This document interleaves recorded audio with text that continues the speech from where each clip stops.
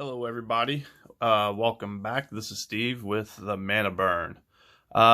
Today, we're going to do a deck tech video for a customer of mine around Uro, Titan of Nature's Wrath. So I'll read the card, then I'll go through a brief description of what the deck is about and how he wanted to have it. So again, this is for one of my customers. His name is Josh. So Josh, here's your deck. And hope you enjoy. All right, so we have Uro, Titan of Nature's Wrath. Colorless green and a blue. When Uro enters the battlefield, sacrifice it unless it escaped. Whenever Uro enters the battlefield or attacks, you gain 3 life and draw a card. Then you may put a land card from your hand onto the battlefield. And then you can escape for 2 green, 2 blue, and exile 5 other cards from your graveyard. And Uro is a 6/6 creature. So a little bit about the deck idea. So Josh and I, we discussed it. We went back and forth on some different ideas. The easiest build for this deck would have been a self-mill deck. Obviously, I think that's probably the easiest build for it. We wanted to do a little something different. So if we were first thinking about making it a land deck, Josh expressed that he wants to have a lot of lands and be able to play a lot of lands, and so I thought about trying to make the deck based around playing a lot of lands, beefing them up, and then swinging and killing your opponents with that. But we decided to go a different route. We've got a few big creatures in here that can help with the win cons, a lot of draw effects, couple of extra turns, and then some landfall cards, so some copy effects. And so we'll go through the deck here. I'll explain a little bit for each scenario, and we'll kind of go from there. If you have any questions or comments, please leave them in the link or in the comment section below, and be more than happy to discuss those. So again, Uro, Titan of Nature's Wrath, Commander EDH deck tech. So start off with a couple of basic cards. We have Flood of Tears, which is return all non-land permanents to their owner's hand. If you return 4 or more non-token permanents you control this way, you may put a permanent card from your hand onto the battlefield. So this is just basically a board wipe, along with Evacuation. Evacuation is just for creatures alone, though, so all the artifacts, enchantments stay on the board. And there is a Cyclonic Rift for the deck. Josh has one already, so I did not add that in. I added in another card for him that he wanted, and took out the Cyclonic Rift. So I will show that card here momentarily, what we added in for him. Next, he said Josh wanted a couple of extra turns. So I threw in a Time Warp, 5 mana, take an extra turn after this one. No big deal. And then what I think is a great card, especially if you're going to be playing in a land deck, Expropriate, which is 7 colorless and 2 blue. So it is a high casting cost, but when you're going to be bringing in lots of lands, it's definitely a card you should have in. So it's a sorcery from Conspiracy, Take the Crown. Council's Dilemma. Starting with you, each player votes for time or money. For each time vote, take an extra turn after this one. For each money vote, choose a permanent owned by the voter and gain control of it, and then exile Expropriate. So, I mean, there's really not much to say here. You're playing in a group of 4. You're either going to take, obviously you as the controller, you're going to take turns, so you're going to get at least 1 extra turn, and then depending on the board state, people aren't going to want to be able to have their permanents taken. So, maybe you get 2 turns out of this. You and one other person take turns, and the other people take money. But either way, you're going to get at least 1 extra turn. So great card. So the next, Josh wanted a mana drain. So we took out Cyclonic Rift and put in a mana drain for him since he already had a Cyclonic Rift. And we also took out a land. Prismatic Vista. So we took out Prismatic Vista, Cyclonic Rift, and threw in a mana drain for him. So there you go, Josh. I already know what that does. Our next is Force of Will. So from alliances, we have 3 blue. You may pay 1 life and remove a blue card in your hand from the game instead of paying Force of Will's casting cost. Effects that prevent or redirect damage cannot be used to counter this loss of life. and you counter target spell. So we put a Force of Will in here for Josh as well. So got a couple of counter spells, a couple of extra turn cards. We have 3 board wipes technically. We have the Evacuation, Flooded Tears, but then also, like I said, he'll have a Cyclonic Rift in there as well. So that's how we're going to start the deck, is with a couple extra turns, some board wipes, and some counter spells. Next, we're going to get into some removal. Acidic Slime, 3 green for 2/2 with Death Touch. When it enters the battlefield, destroy target artifact, enchantment, or land. So it's a spot removal for you. Bane of Progress. When it enters the battlefield, destroy all artifacts and enchantments. And you're going to put a +1/+1 counter on Bane of Progress for each permanent destroyed this way. So, great card in Commander, especially, so you can get rid of some of those nasty creatures or nasty artifacts that might be sitting out there. Hopefully not too many of your own, but I know we only have, I think it's six artifacts and 6 enchantments in here, so not too bad. Next is Reclamation Sage from M19. When it enters the battlefield, you may destroy target artifact or enchantment. Then we have Beast Within, 2 and a green. Destroy target permanent. Its controller puts a 3/3 green beast creature token onto the battlefield. Some more removals are going to be Pongify. Destroy target creature. It can't be regenerated. That creature's controller puts a 3/3 green ape creature token into play. So same thing as Beast Within, except for it costs 2 less. Same thing, Rapid Hybridization. Again, another instant for 1 blue. Return target, destroy target creature. Sorry, it can't be. I guess Pongify and Rapid Hybridization do creatures only, and Beast Within does any permanent. But anyways, destroy target creature. It can't be regenerated. That creature's controller puts a 3/3 frog lizard creature token onto the battlefield. Another removal card, Oko, Thief of Crowns. Great card from Eldraine. +2, I'm sorry, it's colorless green-blue for the Planeswalker. He is the only Planeswalker in the deck. So +2, create a food token. +1, target artifact or creature loses all abilities and becomes a green-out creature with base power and toughness. So once you get him out and you can plus him up, the effect lasts permanently, which is awesome. So you can just basically turn anybody's creature or artifact that's really doing any damage to you into basically nothing. And then -5, exchange control of target artifact or creature you control with target creature and opponent controls with power 3 or less. So, great card. Next, we're going to get into a couple. We got 3 big-ass creatures in here. First off, we have Craterhoof Behemoth. So it's 5 green for a 5/5 with haste. When Craterhoof Behemoth enters the battlefield, creatures you control gain trample and get +X until the end of turn, where X is the number of creatures you control. So this is going to be, you're going to see that this will actually have a great effect in the long game. And this is obviously, Craterhoof Behemoth is obviously going to be one of your win cons in this deck. So next is Kozilek, Butcher of Truth. You said you wanted a couple of Eldrazi's, so I put these 2 in the deck here.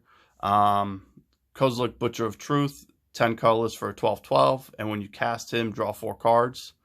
And he's also got Annihilator 4, so whenever he attacks defending players, he's going to sack 4 permanents. And when he enters, when he goes to the graveyard from anywhere, you shuffle it into your grave. You shuffle his or her graveyard into his or her library. So there you go. You shuffle your entire graveyard. So that's a great card. Ulamog, the Infinite Gyre. 11 mana for a 10/10. When it enters the battlefield, destroy target permanent. It's indestructible, also with Annihilator 4. And when Ulamog is put into a graveyard from anywhere, its owner shuffles his or her graveyard into his or her library. So another couple of ways to get your library restocked. Galta, Primal Hunger. 10 green for a 12/12 with trample. His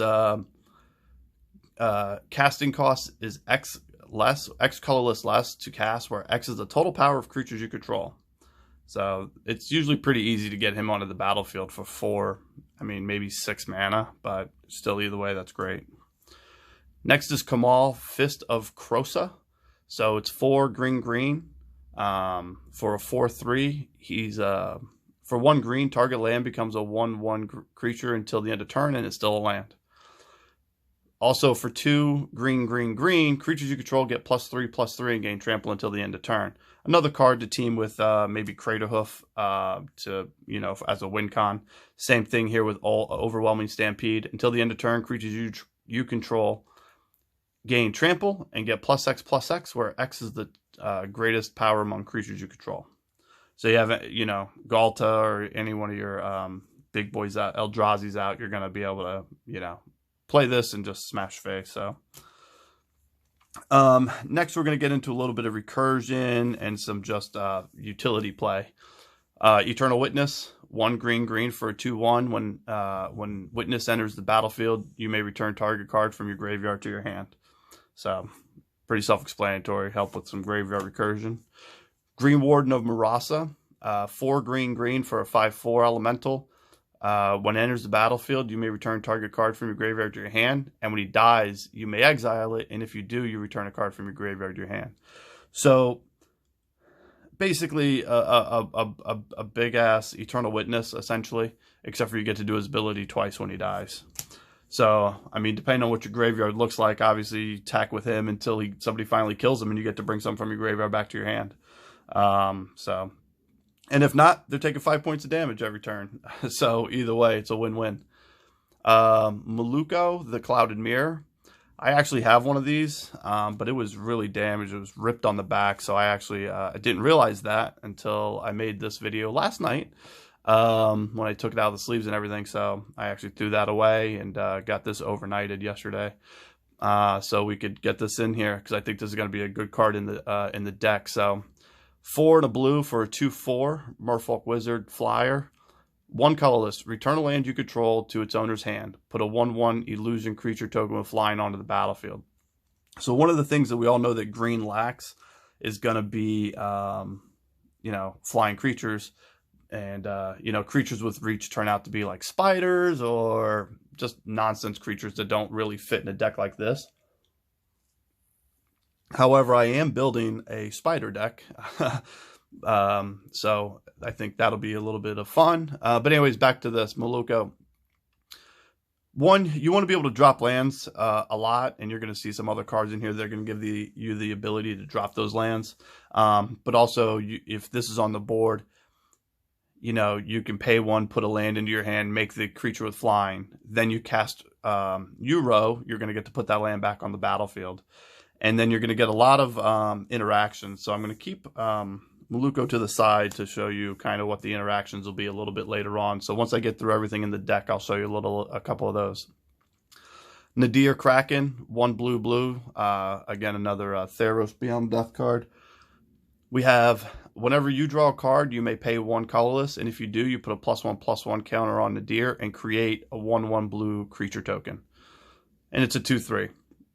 Again, you want to pay the 1 so that you can put counters, but then also so you can get some chump creatures out, some chump tokens to help block, especially in the early game and things like that. So good to have him. Spark Double. I mean, again, any commander deck that's got blue is going to have, you know, something, a couple of clones, Spark Double, Phyrexian Metamorph, something. So we have Spark Double. You may have Spark Double enter the battlefield as a copy of a creature or planeswalker, except it enters with an additional +1/+1 counter. If it's a creature, it enters with an additional loyalty counter if it's a planeswalker, and it isn't legendary if the permanent is legendary. So it's a little bit better than, you know, Phyrexian Metamorph, in my opinion, strictly because of the fact that, like I said, or like it says, you can copy anything you want. It's essentially a Helm of the Host. Which is from Dominaria. But anyways, so great card. Tamir Sabertooth. 2 green green. You may... Alright, so we'll read this. For a colorless and a green, you may return another creature you control to its owner's hand. If you do, it gains indestructible until... Temur gains indestructible till the end of turn. So Temur is going to team up with Uro with your commander here. Because when Uro enters the battlefield, you sacrifice it unless it escapes. However, when Uro enters the battlefield or attacks, you gain 3 life, draw a card. So his abilities are going to go on, are going to basically go on the stack, and you can pay the 2 to return Uro to your hand instead of sacrificing Uro to the escape cost. So that works out really well in my opinion. There's a couple of other cards in here like Temur Sabertooth that'll help you do that. And I'll point those out as well. Next, Josh, you also said that you wanted the ability to play certain, your cards at flash speed. And, we had to build the deck more to, to get cards out and to get you some win cons and things like that going. But I did put a couple of them in here. So one of the cards to let you play at flash is going to be Leyline of Anticipation. If it's in your opening hand, you may begin with the game with it on the battlefield. And its Leyline of Anticipation's ability is you may cast non-land cards as though they had flash. So one of the other things I was thinking about whenever we were building the deck is giving you a little bit of defense. In case you're playing some aggressive decks, you have Propaganda in your hand. At least it can slow some people down. Propaganda, each turn, each creature cannot attack you unless its controller pays an additional 2 colorless mana for that creature. So gives you some, definitely gives people pause to come at you. Rhystic Study, whenever an opponent plays a spell, you may draw a card unless that player pays 1 colorless mana. Another blue permanent that's pretty much in every blue deck. Alhemerit's Archive. 5 colorless mana. If you would gain life, you gain twice that much life instead. If you would draw a card except the first one you draw in each of your draw steps, draw 2 cards instead. So again, we do want to be able to draw lots of cards, get lots of lands. This is one of the ways to do that. Altar of Dementia. This is an alternate win con depending on how late in the game you're able to go. Or, maybe even at the beginning, but you sack a creature and target player puts a number of cards equal to the sacrificed creature's power from the top of their library into their graveyard. So, when you're creating these tokens, let's say you're not able to attack, but you have, Craterhoof Behemoth or Overwhelming Stampede in your hand. You cast that, and then instead of attacking with all of your creatures, you sack everything when they've got +12/+12 or whatever, and you've got 12, 15 creatures out there, and you can mill basically 2 people at the same time. So, good card. Next is Erratic Portal. Tap 1 colorless, tap this, return target creature to its owner's hand unless its controller pays 1. This is meant for you to play it on your Uro again. So this is another Temur Sabertooth type card where you return your commander to your hand after you get to use its abilities instead of sacking it. Same thing with Crystal Shard. Now, Crystal Shard is 3 colorless and you can tap it, or it's 1 blue and tap it to do the same thing. Return target creature to its owner's hand unless its controller pays 1. So a couple of those in there for you. So there's 3 cards in there to help you bounce your commander without having to pay the commander tax, or putting it in your graveyard and escaping with it, so you can still have cards in your graveyard. Because you're going to see there's other ways to manipulate your graveyard as well. Next, we have Mirage Mirror. Mirage, or 3 colors to bring in, then you tap 2 colors. Mirage Mirror becomes a copy of target artifact, creature, enchantment, or land until the end of turn. The way you can use Mirage Mirror, let's say you have Mirage Mirror out and you want to get Uru out. Now, Mirage Mirror will gain all the abilities of Uro, and then the legendary effect will take place, and you would have to sack one, so you're going to sack Uro if you don't have something else out. So it's not that big of a deal. Or it's early on in the game, you have this and Propaganda in your hand. You turn Mirage Mirror into Propaganda. It's costing people 4 colorless to attack you. Or let's say you have this card out, Panharmonicon, 4 colorless for the ability, if an artifact or creature entering the battlefield causes a triggered ability of a permanent you control to trigger, that ability triggers an additional time. So self-explanatory as to what he's going to do. He's going to multiply any kind of triggered abilities. You could have Mirage Mirror become a copy of Panharmonicon if you want as well. So lots of, I think Mirage Mirror is one of those cards that pretty much should be in every commander deck, just like a Soul Ring. Next we have Seasons Past. So for 4 green, return any number of cards with different converted mana costs from your graveyard to your hand, and put Seasons Past on the bottom of its owner's library. So this is what I was talking about with your graveyard recursion. With Seasons Past, you'll be able to bring back typically, I'm going to say at least 3 or 4 things.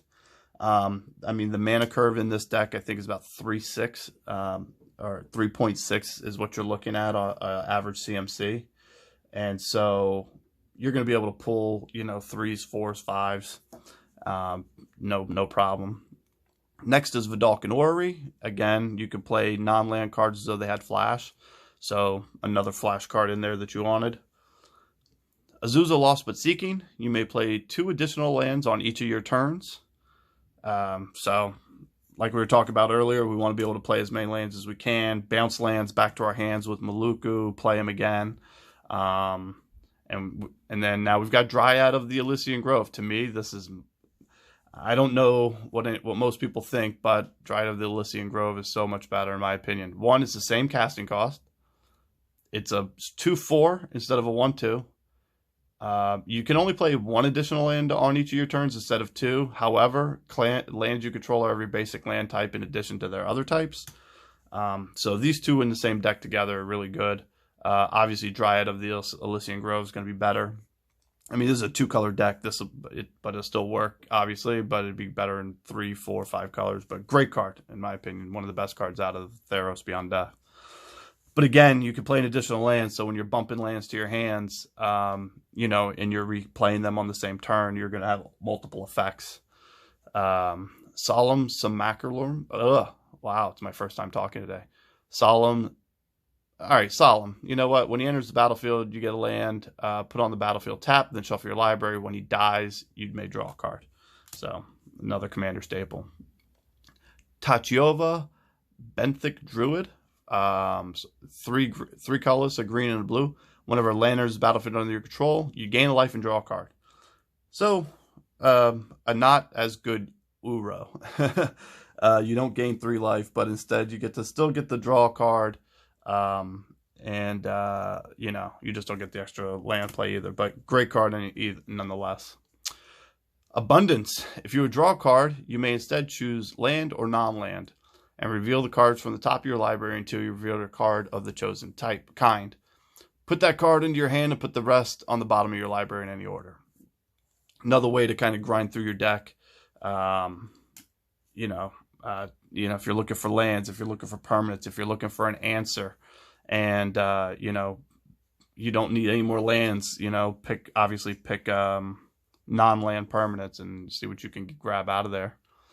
Zendikar Resurgent. Whenever you tap a land for mana, add 1 mana to your mana pool of any type that land produced, and whenever you cast a creature spell, draw a card. There are about 25, no, I think there's more than that actually, 28 creatures in this deck. So, with Tachiova being able to draw you cards off of land, Zendikar Resurgence going to draw you cards off of creatures. You get to be able to draw a ton of cards. Growth Spiral. Draw a card. You may put a land card from your hand onto the battlefield. Great for early game. Next we have Nyx Bloom Ancient, which is 4 green, green, green. It's a 5/5 with trample. And if you tap a permanent for mana, it produces 3 times as much of that mana instead. So because we're going to be trying to play a lot of cards out of our hand and drawing lots of cards, Nyx Bloom Ancient is an obvious card to have in here, so you can be producing as much mana as you need. Realm Seekers, 4 green, green. It enters the battlefield with X +1/+1 counters on it, where X is the total number of cards in all players' hands. You can tap 2 colors in a green and remove a counter from Realm Seekers, search your library for a land card, reveal it, put it in your hand, then shuffle your library. So, again, being able to drop lands is a great thing, is a great way to have this. And when it enters the battlefield with all these counters on it, especially if you're able to get it out, by turn 5 or something like that, it's a pretty good card to have out. All right, next we have Selvala, Heart of the Wilds. So 1 green, green. Whenever another creature enters the battlefield, its controller may draw a card if its power is greater than each other creature's power. Green, tap, add X mana in any combination to your mana pool where X is the greatest power among creatures you control. Her second ability is obviously the main ability here. but where you can add X mana in any combination is just amazing. So again, you want to be able to drop cards. Here's another way for you to win. Shaman of the Forgotten Ways. Tap, add 2 mana in any combination of colors to your mana pool. Spend it only to cast creature spells. However, the Formidable. 9 colors, 2 green. Tap it. Each player's life total becomes the... life total becomes the number of creatures he or she controls. Activates this ability only if creatures you control have power of... Oh, sorry, I hit the camera there. Have total power of 8 or greater. So again, that's not going to be too difficult because you're going to have quite a few tokens out, and you're going to get to have some of your big old Eldrazi's or something like that out, so you should be all right. So that's a fun card to play, especially because you get it on the board. A lot of people will forget about the Formidable. Next is going to be Farseek. Search your library for a plains, island, swamp, or mountain. Put it on the battlefield, tap, then shuffle your library. So just basically go get yourself an island, but it's a way to shorten down the deck. And again, you said you want to be able to search for land, so there's a way to do it. Finale of Devastation. Search your library and or graveyard for a creature card with converted mana cost X or less, and put it on the battlefield. If you search your library this way, shuffle it. If X is 10 or more, creatures you control get +X/+X and gain haste until the end of turn. Another win con card for you, especially late in the game. You got a ton of mana out. You're definitely going to go get something. You could pay 12 and go get a, whatever you want, a 6/6 or a 6 mana. It doesn't matter. But because you paid 12, everything's going to get that +X/+X ability. So, Genesis Wave. Reveal the top X cards of your library. You may put any number of permanent cards with converted mana cost X or less from among them onto the battlefield. Then put all the cards revealed this way that weren't on the battlefield into your graveyard. So, again, another card to help you draw through your deck, but also to help you get some big creatures out, get some answers. You play this, let's say turn 8, but you should have 10, 11 mana. You're drawing half your deck there, or 8 cards. I mean, but you're playing most of them, probably 6 or 7 of them, because there's not a ton of instants and sorceries in here. There's maybe 17, 18, but it's still not too bad. Kodoma's Reach. Search your library for 2 basic land cards. Reveal them, put one on the battlefield tapped and the other in your hand. Nyla's Intervention. So this is going to have 2 abilities, and this is why, I think it's a decent card, especially in green. Choose one, search your library for up to X land cards, reveal them, and put them into your hand, then shuffle your library. And your second option is it deals twice X damage to each creature with flying. So the first ability, what I like about it says land cards. It doesn't say basic land. But then the second ability, if you're dealing with somebody with a lot of flying creatures, this helps take care of them.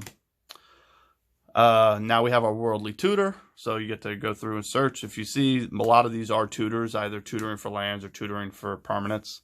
Worldly Tutor, I'm sorry, I just passed that up like everybody knows what it is. So Worldly Tutor, search your library for a creature card and reveal it to all players. Shuffle your library and put the reveal card back on top. But it's at instant speed, so you can do it right at the end of your, the previous player's turn, right before you go. Next, we have Avenger of Zendikar, 5 colors, and then green. When it enters the battlefield, put a 0/1 green plant creature onto the battlefield for each land you control. And then we have Landfall. Whenever land enters the battlefield under your control, you may put a +1/1 counter on each plant creature you control. So that's awesome. So again, this is a way to have Landfall, but also for your creatures to get beefed up. Next, we have Hedron Crab. 1 blue. Whenever land enters the battlefield under your control, target player puts the top 3 cards of his or her library into his or her graveyard. So this is a great card because everybody's going to want to deal with it as soon as it comes out, especially in this deck. I didn't make it a strict landfall deck, but that you are going to be able to play your lands, bounce them to your hands, play them again. So I think that's going to, that'll be a ton of fun. Next, we have Oran-Reef Hydra. It's a 5/5 trample. Whenever land enters the battlefield under your control, you put a +1/+1 counter on them. If it's a forest, he gets 2 +1/+1 counters instead. Just another big beefy creature for you. Same thing with the next guy, Rampaging Ballast, 6/6 with trample. Except for whenever land enters the battlefield under your control, you create a 4/4 green beast creature token. So as you can see, these are the landfall cards that I put in here for you to, you know, for you to be able to get some tokens out, you know, either blockers, attackers, whatever they need to be. Royal Elemental, flying 3/2. Whenever land enters the battlefield, you may gain control of target creature for as long as you control Royal Elemental. So this is a way to help you control the opponents, gain some of their cards, stuff like, you know, slow them down in the long run. And then Zendikar's Royal. Whenever land enters the battlefield under your control, you put a 2/2 green elemental creature token on the battlefield. So again, it's a way to beef them, a way to beef up, you know, your battlefield, get some tokens, get a whole bunch of creatures out. You know, you can get your, excuse me, I apologize. You can get your, oh, why am I drawing a blank on the card right now? You can get your, I apologize. I cannot think your, not your Green Warden. Where is he? I apologize, guys. I can't think right now, and so I have to go back and find the card I was trying to think of, and it is, where'd he go? Well, because this is bothering me, I'm actually, oh yeah, you're Shaman of the Forgotten Ways. Wow, Jesus. But anyways, that's what your tokens will help you get to as well, your Shaman of Forgotten Ways. But they're also great sack outlets, you know, so... next, we're going to get into some of the lands. Most of these are going to be your basic dual lands, or, you know, not your dual lands, but your basic lands that you're going to have everywhere. Blast Zone enters the battlefield with a charge counter on it. Tap it for a colorless, or you can go XX and put X counters on him. You can tap 3, sack him, destroy each non-land permanent with converted mana cost equal to the number of counters on Blast Zone. Again, it's another way to slow the opponents down if you're having troubles getting the right creatures out. Blighted Woodland, tap for colors, or sack it, get 2 basic lands, put them on the battlefield, tap, shuffle your library. Botanical Sanctum, enters the battlefield tapped unless you control 2 or fewer lands, tap for green or blue. Breeding Pool, again, tap for green or blue. You could pay 2 life, or it comes in the battlefield tapped. Command Tower, obviously, we all know what that does. Tap to add. Add to your mana pool 1 mana of any color your commander could produce. Evolving Wilds, sack it, go get any basic land. Fabled Passage, sacrifice Fabled Passage, search your library for basic land, put it onto the battlefield, tap, then shuffle your library. Then if you control 4 more lands, untap that land. Field of the Dead, another fun card in the deck where you want a lot of lands to be able to drop down. Field of the Dead enters the battlefield tapped. You can tap it for colorless, but whenever Field of the Dead or another land enters the battlefield under your control, if you control 7 or more lands with different names, create a 2/2 black zombie creature token. So all of these lands that we're going through right now, none of them are your basic lands. I do have your basic islands and forest over here. But it'll be pretty easy to get 7 lands without the same names in this deck. Flooded Grove, tap for 1 colorless, or tap to add 2 green, 2 blue, or a green-blue.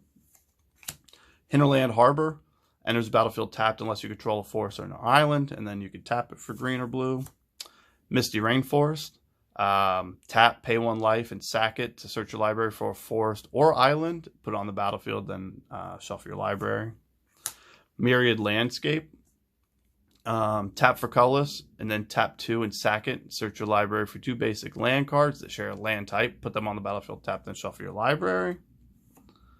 Mystic Sanctuary is a great card. When this enters the battlefield, tapped unless you control 3 or more other islands. When it enters the battlefield untapped, you may put target instant or sorcery card from your graveyard on top of your library. So when you're able to bounce a land back to your hand, this is going to be one of the ones, if it's already on the battlefield, you're going to want to do that, especially if you have, 3 islands out. So that way you're returning sorceries and instants of sorceries from your graveyard to your hand. Reliquary Tower, you have no maximum hand size. That way if you're drawing a ton of cards and you're not able to play them for whatever reason, you can still hold them instead of discarding them. Simic Growth Chamber, it enters the battlefield tapped, and when it enters the battlefield, you return a land to your hand. Temple of Mystery, it enters the battlefield tapped. When it enters the battlefield, you scry 1, add green or blue. Terramorphic Expanse, Again, sack it, find a basic land, put on the battlefield tapped. And Waterlogged Grove. This is in there because of the draw card, but you know, you pay a life for any color you want, or you pay 1 and sack it and draw a card. You know, you got to pay 1 life. You start off with 40, so getting a green or blue out pretty early is not that horrible. So that's the deck. That's everything that goes into it. So again, the point of the deck is to be able to drop lots of lands, draw lots of cards, draw into your big old creatures and smash face. You know, or be able to mill out your opponents with the deck as well. You have a couple of options to mill. You obviously have seen all the big old creatures, how to make them even bigger. And, you know, I think one of the sneaky back ways to get into it, you know, like Finale of Devastation, Overwhelming Stampede, and your Craterhoof Behemoth, you get those out and you're able to pump everything up to 9s and 10s, especially with your tokens, because there's about 6 ways to create tokens in here, 7 ways. Then you go through and pump everybody up, and then you can mill them all to death as well. So again, there's a few things I'm going to say at the end of the video here for those of you who've stuck around. Few things I think you should you can look into changing this deck to make it a let me see if I can get to make it a landfall or permanent, like all landfall type of deck. There's a way to, excuse me, I had to get something to drink. There's also a way to get it to where you can do a mill deck, self mill. You know, just draw all the cards, don't have a reliquary tower, have no way to shuffle your library into your deck. Throw in Laboratory Maniac, throw in the Jace that says if you have no cards in your graveyard, you win the game. So there's so many options that way. I tried to tailor the deck to exactly what you liked it. As you mentioned, you wanted flash, you wanted to be able to take extra turns, you wanted to be able to have a couple of Eldrazi's in there. So I got all that stuff in there, but you know, there are some of those things you can take out in order to make the deck maybe a little bit more functional. If you're able to add a few cards in there that say, you know, return lands to your hand, that way you can just constantly be replaying them. That to me would be the way I would go. I would look at it and I would bounce more lands to my hand. That way I'm playing more and doing more damage, doing more landfall type of scenarios. Because there are a lot of decks out there already that have, excuse me, that are all about, you know, milling yourself. So now we also discussed, I took out a few cards, a couple of cards to put in that mana drain for you. So we were still within the realm of the price. And I told you I would throw in a few cards that I thought would just be fun in the deck, based off what you like. So one of the things I put in here is a Karn's Temporal Sundering. And it says target player takes an extra turn after this one and return up to 1 non-land permanent to its owner's hand, exile Karn Temporal Sundering. So I know you said you like taking extra turns, so I figured I'll throw that in there for you. Next is Seer Sundial. Whenever land enters the battlefield under your control, you may pay 2. If you do, draw a card. So just another way for you to draw more cards.